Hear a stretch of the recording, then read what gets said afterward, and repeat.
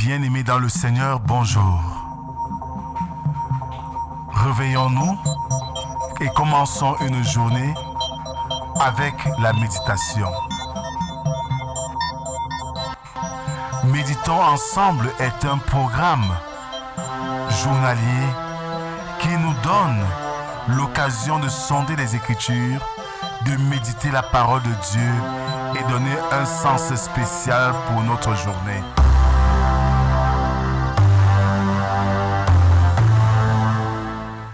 Méditons ensemble est disponible sur les plateformes numériques.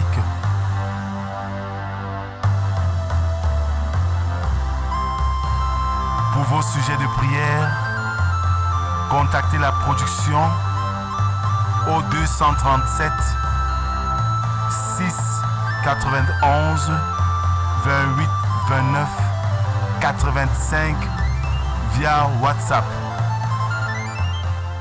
Bien-aimés dans le Seigneur, bonjour. Nous sommes aujourd'hui le vendredi 20 décembre 2024. Geert Groot dit ceci. La raison de l'homme est faible et peut se tromper. La vraie foi ne peut pas se tromper. Je nous invite encore ce matin à écouter nos mamans de l'UFC. Jésus, notre espérance, mon âme magnifie le Très-Haut. C'est à toi qu'est ma délivrance, c'est à toi seul qu'est notre sainteté. Alors, bien-aimés, continuons notre adoration de ce matin avec le psaume du jour, le numéro 63, dont nous ferons lecture des 5 premières strophes qui stipulent ceci. Ô Dieu, tu es mon Dieu.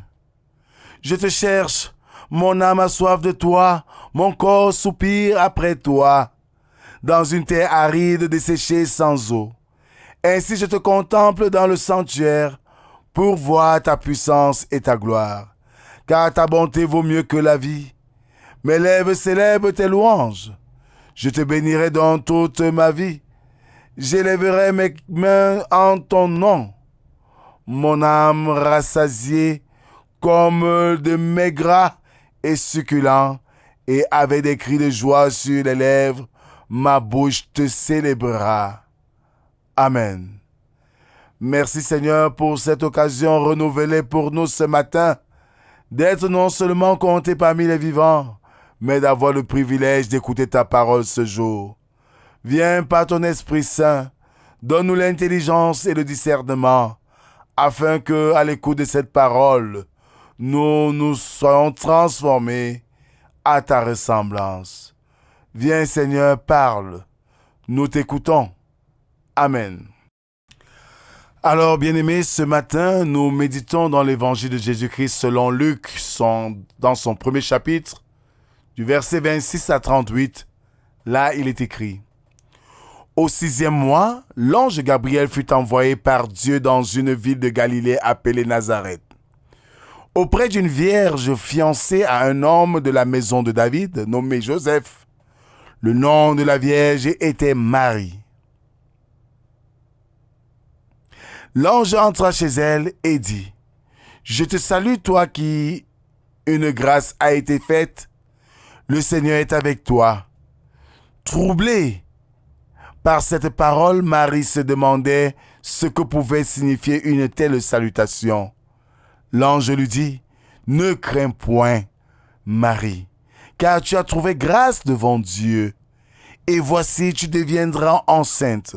Et tu enfanteras un fils, et tu lui donneras le nom de Jésus.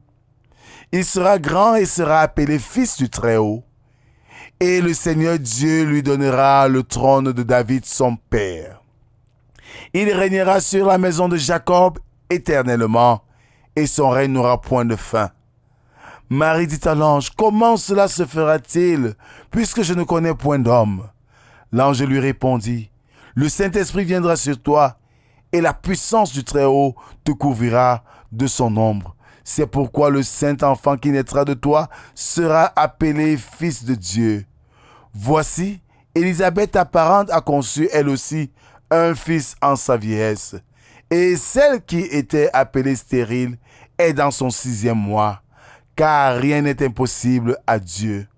Marie dit, je suis la servante du Seigneur, qu'il me soit fait selon ta parole. Et l'ange la quitta. Amen. Bien-aimés frères et sœurs, la suite de notre histoire, après l'annonce de l'ange Gabriel à Élisabeth, maintenant c'est le tour de Marie. La nouvelle est presque similaire parce qu'il s'agit de l'enfant qui va naître ou des enfants qui vont naître. Mais le schéma ou l'histoire de chacune est différente parce que pour l'une, elle est stérile, elle a longtemps espéré mais elle n'a pas eu. Et pour l'autre cas, elle est vierge, elle n'a pas connu d'homme, mais elle doit être enceinte. Voilà 2 cas différents où le Seigneur se glorifie en rendant l'impossible possible. Mais comment transcender notre compréhension pour que nous puissions avoir confiance qu'il s'agit véritablement de Dieu? C'est que Dieu ne se contredit pas. Et il a toujours des mots justes pour nous rassurer qu'il s'agit de lui. Quand Marie va intelligemment se poser la question, comment cela se fera-t-il? Il donne le dénouement. Mais la rassure en lui disant, ta parente, Élisabeth, a conçu, elle qui était appelée stérile. Elle est dans son 6e mois. Pour dire à Marie que ce qui va t'arriver n'est qu'un mystère de Dieu. Il faut y croire. Souvent, les témoignages des uns nous donnent la force de persévérer. Souvent, la rencontre avec Dieu nous donne de comprendre que Dieu ne manque jamais. Tôt ou tard, il accomplit sa promesse. Je ne sais pas ce que tu attends de Dieu. Je ne sais pas pourquoi tu pleures chaque matin. Je ne sais pas pourquoi tu es triste quelquefois. Mais si c'est que tu as demandé à Dieu, ne te décourage pas. Car avec Dieu, l'impossible est possible. Et il finit toujours par accomplir ses promesses. Amen. Merci Seigneur pour cette autre occasion que tu nous donnes de nous rassembler devant toi en ce dernier jour ouvrable de la semaine. Merci de raviver notre foi en ces moments difficiles où nous comptons même nous décourager de tout. Merci Seigneur parce que ta parole ce matin nous donne encore une lueur d'espoir que tu es toujours là et que tu sauras nous guider en toute situation. Sois avec nous Seigneur pendant ces moments qui s'attissent davantage et qui vont pleinement vers la fin de l'année. Donne-nous la force de persévérer, de croire, de voir et de reconnaître et de te dire merci pendant ce moment de bilan de l'année. Merci pour tes grâces dans nos vies. Merci parce que tu as été toujours là. Merci parce que tu as su nous soutenir. Oui, Seigneur, tu as toujours été là pour nous soutenir dans les moments difficiles. À toi revient toute la gloire. C'est au nom de Jésus-Christ, ton Fils, que nous t'avons ainsi prié. Lui qui nous a appris à te dire, notre Père qui es aux cieux, que ton nom soit sanctifié, que ton règne vienne. Que ta volonté soit faite sur la terre comme au ciel. Donne-nous aujourd'hui notre pain de ce jour. Pardonne nos offenses, comme nous pardonnons aussi à ceux qui nous ont offensés. Ne nous soumets pas en tentation, mais délivre-nous du mal, car c'est à toi qu'appartiennent le règne, la puissance et la gloire, pour les siècles des siècles. Amen. Alors, mes frères, mes sœurs, Dieu est celui qui opère les miracles quand il veut, comme il veut, où il veut. À nous qui attendons tout de lui, soyons persévérants, soyons patients, faisons-lui confiance, ne nous décourageons pas et il agira à temps raisonnable. Que la grâce, la paix et l'amour de Dieu nous habitent pour que nous puissions accueillir avec joie l'enfant Jésus. Soyons bénis au nom du Père, du Fils et du Saint-Esprit, un seul Dieu éternellement béni. Amen. Shalom.